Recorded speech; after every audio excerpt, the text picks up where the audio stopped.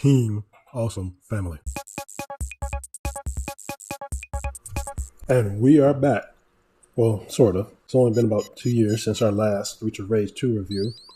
But anyway, here we are, and we are reviewing Streets of Rage 3. Please see the links here and here for Streets of Rage 1 and Streets of Rage 2 reviews. We review games from the adult and children's perspective. Streets of Rage 3 was originally released in 1994 on the Sega Genesis as the last game in the Streets of Rage trilogy. This time, Axel, Blaze, and Skate return along with Dr. Zan, an android robot character. Missing is Adam. Well, he kind of missed out on Streets of Rage 2 as well, but he's busy with his police assignments, and we'll get more into that later. So Axel is the well-rounded character, with Blaze being faster but striking with weaker attacks. Skate is the fastest, but he has the weakest attacks. In the last Streets of Rage game, Skate was the only character who could dash run, but now they all can. In addition, all of the characters have a dodge move that rolls up or down. And rounding out the last of the characters is Zan. He's a little faster than Axel, a little less power, but he has a longer reach. The only negative part to Zan is that he can't pick up weapons like the rest of the crew. When he picks them up, they just become a ball of energy that seems a little less effective than all the swords and knives and other items. So the characters all have their unique animations and play differently, and that's always been a positive point for Streets of Rage. One of the biggest changes this time around for Streets of Rage 3 is that they tied the special attack to a rechargeable meter. This allows it to be performed without draining health, like in the previous games, if that meter's charged. Now, back to the story. So despite getting his butt kicked in the last 2 Streets of Rage games, Mr. X is still out there trying to take over the city. This time he is doing it through a corporation that makes robotic doppelgangers of city officials and replaces the officials so he can control the whole city. To divert the police, he has bombs planted around the city while he implements his plan.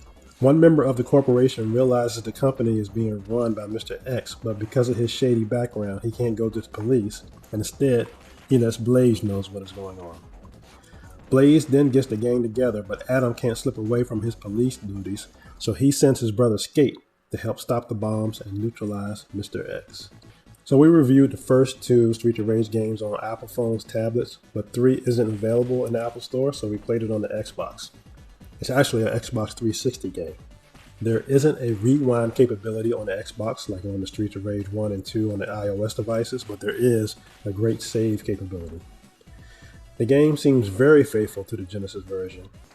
Things even slow down during 2-player games when those roly-poly big fire-breathing boys come out and start doing their dragon fire attacks, just like the old days on the Genesis. So the game is still fun, and one of the tricky parts is, when you're playing 2-player anyway, make sure you don't hurt the other player. The scenes vary quite a bit in the game, which helps keep the game moving, keep it fresh, and most of the enemies are fun with a lot of varied enemies, from kangaroos to twin whip sisters, etc. Of course, we have to give the same disclaimers as we did before with the Streets of Rage 1 and 2 games. There are a lot of the same old game stereotypes here. Women tend to be pretty scantily clad in miniskirts, and for some reason they shriek when they're killed. And of course, there is the whole brutality thing. This is a fighting game. There isn't a lot of blood and all of that, but it is still pretty violent. There are a lot of Easter eggs and things about Streets of Rage 3 that have become controversial. A lot of those I'm not going to cover in this video. You can look those up. But one of the cool things about this game is you can unlock Shiva, who's a boss from a previous game and also is like a mid-level and a big boss in this game as well as that kangaroo named Rue. And then you can play them as well. One of the interesting things is I did this on the Genesis years ago and didn't know how we did it, but of course nowadays you can just look it up on the internet and figure it out. But those are 2 playable characters, and also there's several cheat codes you can input to do things like select the same character so both players can have the same character, start on different levels, increase the number of lives, and so on. So one of the things that's interesting about this game is the American version was much more difficult than the original Japanese version. And they also did a lot of weird things like changing the color of the costumes for some of the characters. They did add a little more clothing to a lot of the women. And also they had a character named Ash who was a horrible stereotype that was removed completely. A lot of the public felt that Streets of Rage 3 was a letdown. Some of that was because of the differences between the American and Japanese version. I believe some of the expectations for Streets of Rage 3 were simply way too high. They were really expecting a completely different new game. And you had to remember this was the third of the series on the same Genesis console, so I don't know how much more they could have really advanced it. I think it got a bad rap, but I do think Streets of Rage 3 is without a doubt the best in the series. And it's a good game and it's fun. If they think Streets of Rage isn't that much different from Streets of Rage 2, wow, I can only imagine how they would look at Madden and NBA 2K nowadays. But anyway, I feel the game is a successful conclusion to the original trilogy, and it's definitely fun. My opinion on Streets of Rage 3 is that it managed to keep its classic beat-em-up charm, although add some new characters like Shiva, Rue, and Zen. Another thing I liked about the game is that there are actual cutscenes and text so you can see what the characters are saying. The moveset is still as cool as ever, with over-the-top throws, high-flying kicks, special moves like Axel's bare knuckle or Skate's corkscrew kick. Each character has its own strengths and weaknesses, like how Skate is quick in speed, but somewhat low in attack power, or Axel being not clearly better in one skill than the other, and good overall. Another thing I liked about this game is the variety of characters. A rollerblading kid who is the younger brother of another main character? 100%.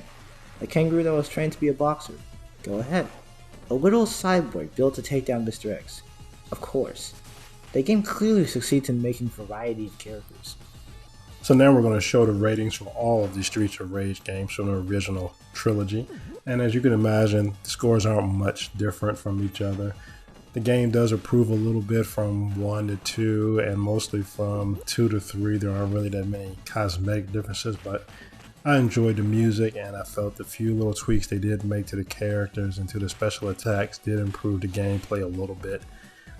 Without a doubt, I would agree that Streets of Rage 3 is the best version of the original trilogy, and I highly recommend it for all of those who have access to it. It doesn't cost that much. Go ahead, give it a try. Go back, try some of that nostalgic history, and enjoy Streets of Rage 3. We'll be doing a Streets of Rage 4 review soon, so please be on the lookout for that. And finally, we have Canton's comments.